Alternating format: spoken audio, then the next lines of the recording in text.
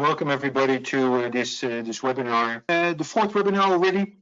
And today we're going to talk about CPT and pore pressure measurements. But since we're starting with CPT in the title, let's just begin with talking about what is CPT. Most of you will have seen this slide before. What you see in the graph on the picture on the left-hand side is a cone truck, but it could also be a pusher or another rig pushing a cone in the ground at a constant push rate, as you see, of 20 millimeters per second or 0.8 inches per second. And then you see the cone enlarged, where we measure the red arrow, the tip resistance, the blue arrows, the pore water pressure, and then the green arrows, the sleeve friction. Those are the three main parameters that we're measuring in a CPT test. What I want to emphasize again, though, today is that it is all highly standardized. We're pushing the cone at a standardized rate in the ground. We're using a cone that has a standardized dimension. And the reason that we do this and why it has to be standardized is very simple. What we are doing with the measurements is trying to describe the behavior of the soil, not what the soil is exactly. Now, when we don't take samples, we don't see the soil, so we don't know whether it is sand or a clay. We only can correlate based on the measurements that we take that it behaves like a clay. And that is, after all, what is most important, because the foundation that we would install at that location doesn't care whether it's in sand or not. It is important how the soil in which it's installed behaves. We have been doing this for the last 50 years with the same size cones, with the same push rate, and based on all that experience, we have very reliable correlations.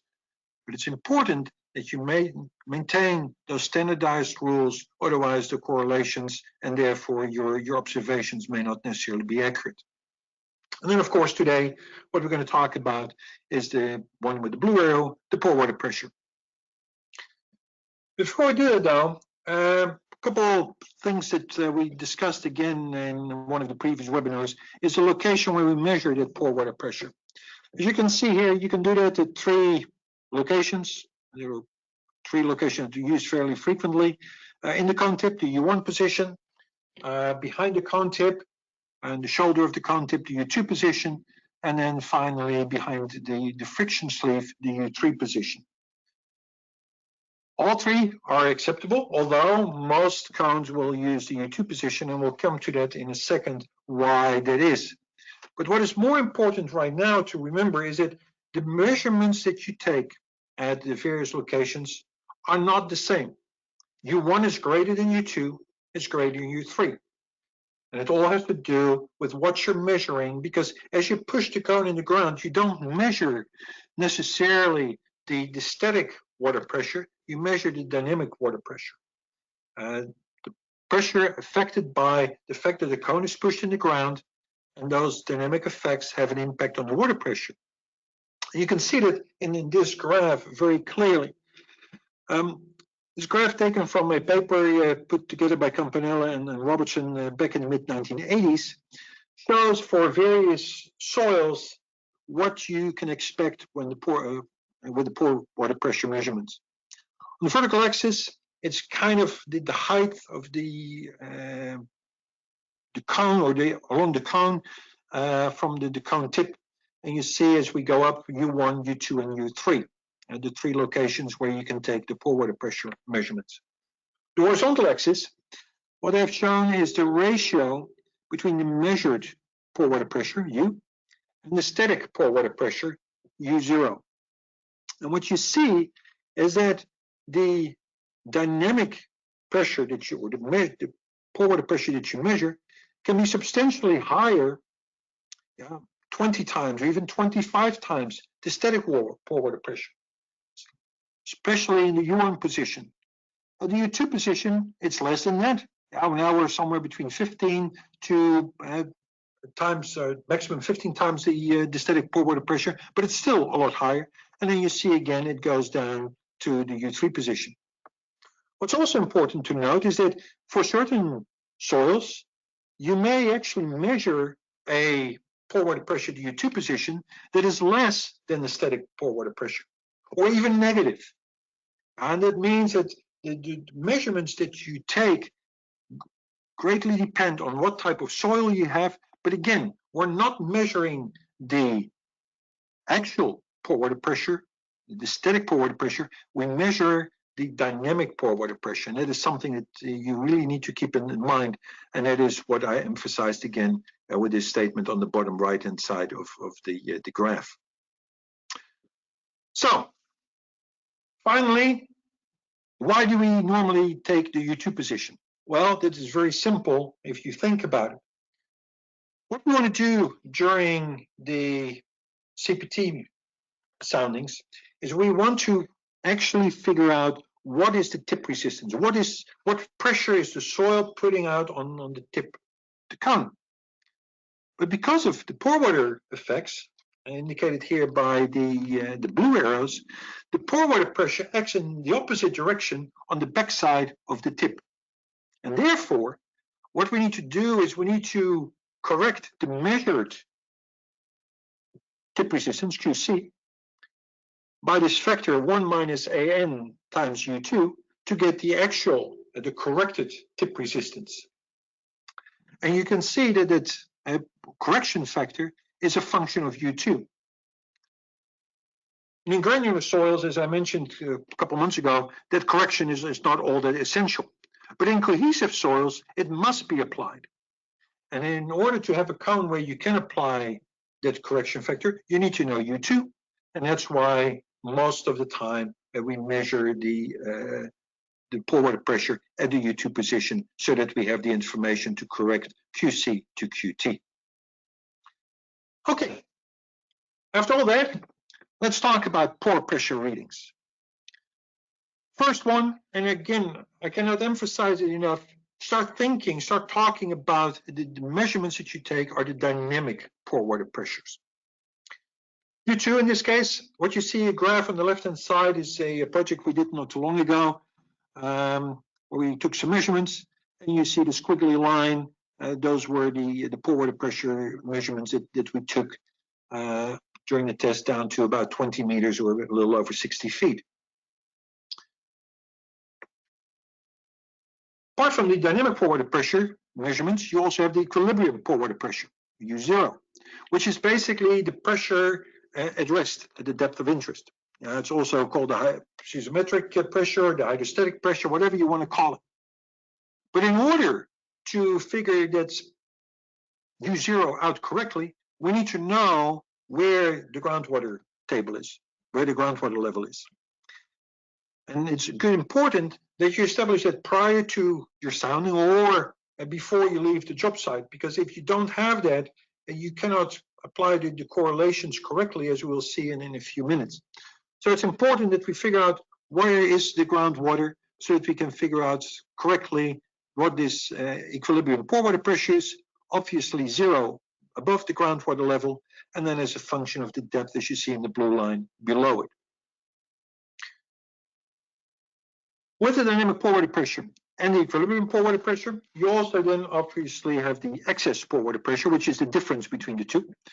And that is just the pore water pressure generated by the penetration of the cone in the ground. And you see that on the right-hand side. And we basically have taken just the difference between the black line on the left and the blue line on the left. And that's why you see now also in this excess pore water pressure, quite a few places where you have a negative excess pressure, because that's just sitting here, all those parts on the left-hand side of the equilibrium pore water pressure. Now, why is that useful, and then how do we use? One of the ways we are using it is in the typical soil classification. Remember, with CPT, we don't say what the soil is. We determine how the soil behaves, and we utilize the soil behavior type charts that were developed by Robertson and Campanella back in the 1980s for that. You've seen these graphs before. On the vertical axis, you see the tip resistance, the corrected tip resistance, and on the horizontal axis, either the friction ratio which is the sleeve friction over the tip resistance, or on the right-hand side, the pore pressure parameter. For now, for today, the one on the right-hand side is the most important, but you see that this BQ, is a function of your corrected tip resistance, of your overburden pressure, and then of the difference between U2 and U0. So it's a function of QT, SV0, U2, and U0. That means in order to apply this chart correctly, again, we need to know what U0 is. Therefore, we need to know where the water table is. So that's another good reason why we need to know that water table level, so that we can plot the findings correctly, and we then have two data entries to figure out what the soil behavior is. I already said that you have an excess amount of pore water pressure because of the dynamic effects, which would automatically mean that if you stop pushing the cone, it will go back to the hydrostatic or the piezometric or the static pore water pressure U0. And what you see here on, in this chart, and don't worry too much about the pressure units, it's more the principle, but as we were pushing the cone to this level, we had a dynamic pore water pressure of 0.395 megapascal, even though we knew that the hydrostatic pressure, or U0, is 0.035 megapascal. So we stopped pushing the cone, and we just kept measuring the pore water pressure. And you see that depicted in the green line. And you see that the pressure goes down initially pretty fast, because you have a great difference between the dynamic pressure and the static pressure, so there's a big driving force, but it takes a while to get the last part removed. But in the end, after about 330 seconds, about 5 minutes or so, 5.5 minutes, we were at the static pressure. This is what a dissipation test is all about. You stop your penetration, you unload the push rods, and you record the pore water pressure as a function of time. Now, generally, we don't go all the way to the hydrostatic pressure as we've done in this case. We generally stop when about 50% of this excess pressure is dissipated. In this case, it was after 8 seconds. Why do we do that? For very practical reasons, as you can see in this graph. Because while in sand, because 8 seconds, T50 of about 8 seconds will get you somewhere over here in sand or silty sand. But if you're in clays, T50 could easily be an hour, 3,600 seconds.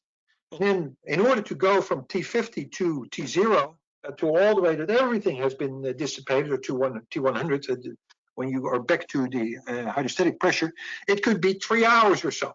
And it will take a very long time. So that's why we normally wait when 50% of the excess pressure is dissipated. The other thing that we can then do, and again, it gives you an indication of how we have utilized all this data over the last 50 years to come with good correlations. You see this chart where you see your T50, and from that you can figure out where you roughly are, what type of soils you have, and then also get a good indication of what the hydraulic conductivity is. So again, a good correlation between a measurement that you have during your CPT and the soil behavior, in this case, the hydraulic conductivity. Now, how do we get these measurements correctly? In order to get good measurements, we need to condition the cone correctly, because we need to make sure that the sensor with which we measure the pressure is not blocked by soil, which is the reason why we have this filter ring that you see here on the white ring just above the cone tip. We also need to make sure that the filter is not clogged with soil. Then we need to make sure that the filter and the tubing between the filter and the transducer is fully saturated with fluid, so that you have a very quick response, an accurate response, the sensor, in regards to the changes in the pore water pressure that we measure. And that saturation is generally done with either glycerin or silicon, and we come to that in a minute. First part in is the filters. As you see here, some filters, a picture I took a couple of days ago on my desk. You see 3 types of filters. On the left, the plastic HDPE filters. In the middle, you have the brass filters, and those two, the left and the middle, are both for the U2 position. And then on the right-hand side, you also see brass filters for the U1 position. But basically, you have three types of filters. And as you can see on their text taken straight away out of the latest version of the ASTM standard, is that you have different materials. You can even have ceramic filters, but they're very fragile, very brittle, so I don't recommend using those things. And that the pore size should be less than 100 micron. Just to warn everybody, this is one of the areas where the ISO standard is clearly different than the ASTM standard. The ISO standard is much more stringent when it comes to pore size. There it requires between 2 and 20 micron, and our Eijkelkamp geopoint filters meet that requirement. But if you do a test according to ISO and you are using other filterings, make sure that it meets those requirements. With regards to the materials, again, something that I've mentioned before in these webinars, there's no such thing as it's good for everything. Every option, every solution, every approach has pros and cons. The plastic elements are cheaper than the metal elements, so therefore they're widely used, most commonly used in practice, but they are not necessarily always appropriate, especially when you have environmental testing, where you have contaminants in the soil. They may be affected by those contaminants, and in that case, you may want to use metal rings. So be careful where you apply these filters, where you do your testing, and on that basis, select your appropriate filter material. The other thing that you have to keep in mind is that you not only need to select the proper filter material, you also need to make sure that your pore water pressure sensor is properly sized. And I come back to the chart that I showed you earlier, based on Campanella and Robertson's research in the mid-1980s. The pore water pressure that you measure, the dynamic pore water pressure, is much higher, or can be much higher, especially in clays, than it is in the static pore water pressure. And therefore, if you think that you're only going to be about 10 meters or say 30 feet below the water table, and therefore you're going to have a hydrostatic water pressure of about 1 bar, 15 pounds or so, that is not what you should size your filter, your sensor on. You should size your sensor on what you can expect in that area. And as you've seen in this graph, it could be much higher than your hydrostatic pressure. The other thing that is clear again is that this dynamic effect is all a function of how fast you push the cone into the ground. And it's another reason why you have to utilize the standardized approach that we have specified in the standards, push with 2 centimeters per second, so that you at least get the pore water pressure measurements that are used as the base, or were used as the basis for the various correlations. Once you've properly sized and you have the right filter element in there, and you have the right filter material, the right sensor in there, you need to condition the cones. Because what you need to make sure is that you need to have all the air that is entrained in the cone and in the filter element, you need to get it out. You need to make sure that you have a completely filled with liquid. And as the ASTM standard, because again, this is taken straight out of the ASTM standard, you should also replace after every sounding your filter element, and the ports should be flushed. Now, it says should, because there's no consensus within the ASTM community that it shall be done, but there's a warning that for soundings where dynamic response is important, where you really want to know what the dynamic pore pressure is, then the filter elements shall be replaced after every sound. Does it sound kind of like it's a compromise? Yes, it is. Because the thing is, when you're doing a CPT reading, you don't know how important the dynamic response is. The data may not be utilized for a number of years. And then when people look at it again, they don't know whether you have used a fresh filter element or not, whether you really have measured the dynamic response accurately or not. And that's why our recommendation within Eijkelkamp is that you shall replace the filter element after every sounding, so that you have an accurate measurement of the dynamic pore water pressure. How do we do that conditioning? It starts out with conditioning the filters. And basically, again, using the text from the ASTM standard, you keep them in vacuum for about at least 4 hours, completely submerged in glycerin or in silicon oil, high vacuum, and just make sure that all the air bubbles come out. And normally after 4 hours, you're in pretty good shape. Personally, I would say keep them at least overnight. Set up your set right before you go home, and then the following morning, and you're talking about something closer to 12, 16 hours or so, that you have now had a good deaeration, and then your filters are completely deaerated.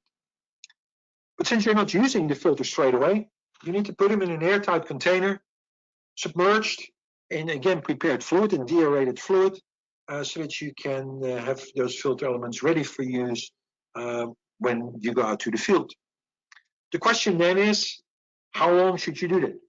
And again, what you see in here is text from ASTM. It says that the allowable storage length depends on the fluid because there's no real agreement. My personal approach would be that you prepare sufficient filter elements that you expect to be utilizing in the following week. And at the end of the week, even the ones that you haven't used, you deaerate again, so that you keep those filter elements stored for a week at a time at the most. And the end of the next week, you start the whole process again and keep everything fully deaerated. But a deaerated filter element by itself is not enough. What you also need to make sure is that you then install the filter element on the cone. And the way we normally do that is we put a funnel on the end of the cone. We fill that funnel with silicon oil or with glycerin. We remove the cone tip, then take out of that storage jar that we had a deaerated filter ring, and use the retaining ring that's in the cone as well. Put all that stuff submerged in oil together, screw the filter tip back in place, and then close it with a plastic membrane so that we make sure that it doesn't get deaerated before the cone goes into the ground. Very simplistically, I use the text from the ASTM standard, but it's a very important thing to do. And that is why we have a special manual on that deaerating and saturating the cone. If you don't have that manual, give your representative, your Eijkelkamp representative that you normally deal with, a shout and ask him to get you a copy of that, or send me an email. More than happy to send you one. Because without cone conditioning, your data may not be reliable. And that's why it's so important that you do it properly, and the manual clearly describes how that should be done. With that, we've come to pretty much the end of this webinar. The conclusion is simple. The CPT cone is a very good tool. That by itself is, of course, as a cone head. I will always say that. Not an ideal tool. There are limitations, but it's a good tool to measure the dynamic pore pressure, not necessarily the static pore pressure, even though you can do that as well after your dissipation test if you go all the way till the end, but it measures the dynamic pore pressure. Provided you push the cone into the ground the standard rate. Otherwise, the dynamic pore pressure reading really doesn't mean anything because it's not what the correlations are based on. Provided the cone is properly sized and selected, and that you have the right filter material, and that you have a right, properly sized pore pressure sensor. And provided it is properly conditioned prior to the test.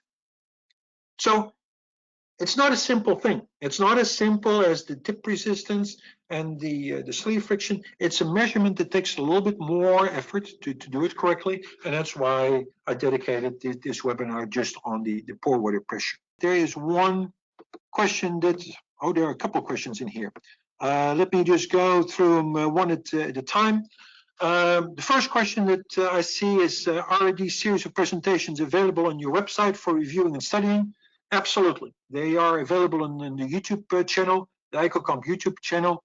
And in subsequent webinars, what I will do is I will put the link to that YouTube channel on one of the slides.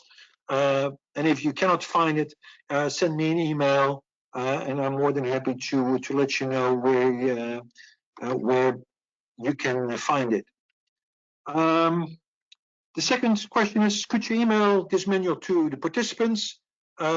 Presumably that is the pore water pressure manual, the conditioning. I will make sure that we send that manual to all the participants. That is no problem. What is the exact definition of the dynamic pore pressure? Well, there is no exact definition per se. If we go back to the slide where I started out, the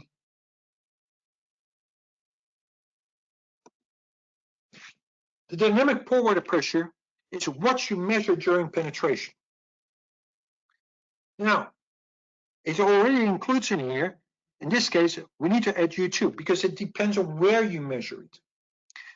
The dynamic pore water pressure also is a function of the speed with which you push it. If you push it much faster, the dynamic effects will increase, therefore your dynamic pressure go up. So there is no specific definition other than that the dynamic pore pressure is what you measure in your cone. That is, in this case, what is important. And then always add to that where you have measured in the cone, whether it's the U1, the U2, or the U3 position, but most of the time it will be the U3 position. How to use U2 and U3? As I already mentioned, the U2 position is important because that is important for your correction for your tip resistance. And therefore,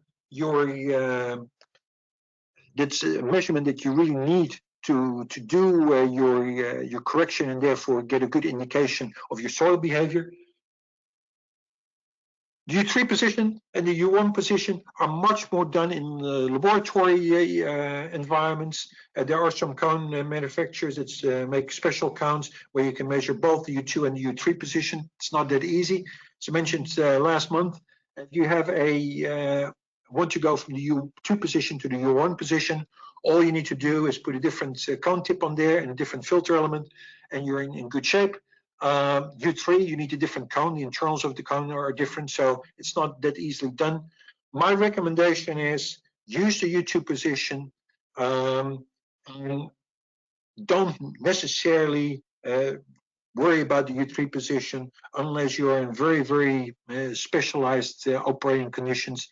And in those cases, send me an email and I'll have a look at whether it really makes sense to go to the U3 position.